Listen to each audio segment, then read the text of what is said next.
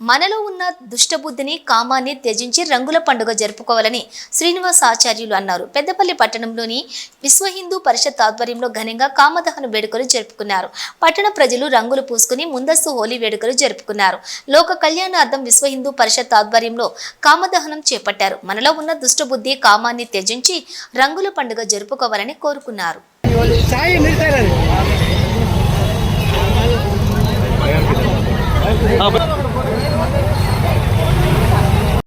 ఓం శ్రీమాత్రే నమః.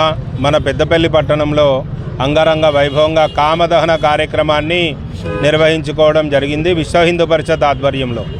ఈరోజు ఈ కార్యక్రమం లోక కళ్యాణార్థమై విశ్వ హిందూ పరిషత్ ఆధ్వర్యంలో ప్రతి ఒక్కరూ కూడా కామము, క్రోధము, మోహము, మదము, మత్సరము అన్నీ విడిచిపెట్టి చక్కగా శక్తివంతమైన జీవన విధానాన్ని సుఖ సంతోషాలతో గడపాలి అని చెప్పేసి, లోకమంతా సుఖంగా ఉండాలని చెప్పేసి ఈ పాల్గొన మాసంలో చతుర్దశి రోజు ఈ యొక్క కార్యక్రమాన్ని మనం నిర్వహించుకున్నాం.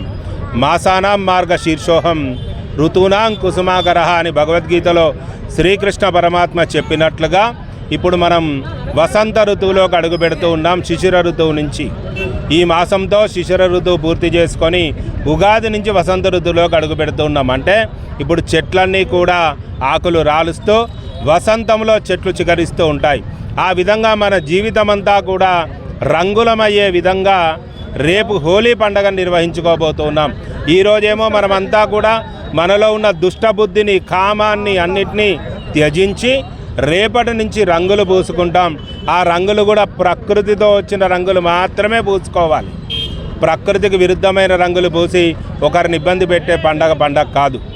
చక్కగా అందరం కలిసి మన జీవితాన్ని రంగుల పండగ చేసుకొని ఉగాదికి మనం సంసిద్ధమవుతాం.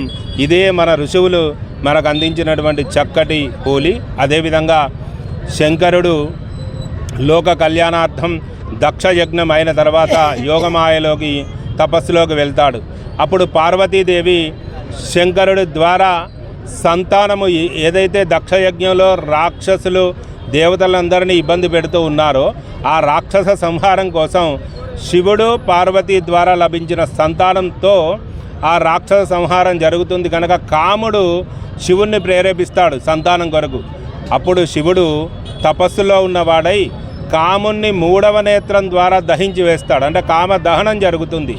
ఆ ఉద్దేశం చేత కూడా మనం ఈరోజు కామదహన కార్యక్రమాన్ని నిర్వహించుకుంటాం. లోకమంతా కూడా క్షేమంగా ఉండాలని విశ్వ హిందూ పరిషత్ వారి ఆధ్వర్యంలో ఈ యొక్క కార్యక్రమాన్ని నిర్వహించుకున్నాం. జై శ్రీ